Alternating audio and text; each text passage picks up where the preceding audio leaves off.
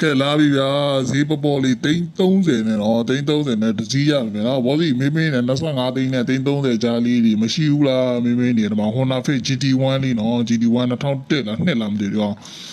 ခဏလေးနော်ကျွန်တော်ဒီချက်ကြည့်ပြီမယ်နော်2002ဖြစ်မယ်ဟုတ်တယ်ဒီကောင်2002ပါနော်2002တော့ GT1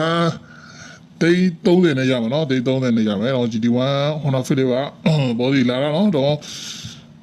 နောက်ခန်းကြီးလေတော်တော်တက်တက်မြဲလေးရှိတယ်နော်တော့ရေဆေး shop ဖို့လို့ support လေးပါညာတိုက်လိုက်ရင်တော့လုံးဝလှနော်30ကို30ကို short ပြောမှာနော်30 short ပဲတော့လက်ရှိကားတော့ပန်ဆန်းမှာပါပန်ဆန်းမှာကကြည့်လို့ရပါတယ်ကျွန်တော်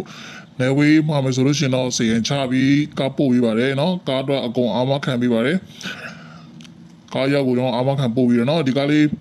30နဲ့ရမယ်နော်ဘောစီမြင်လာနော်တော့တန်မြန်မယ်နော်တော်တန်မယ်နော်ဒီလို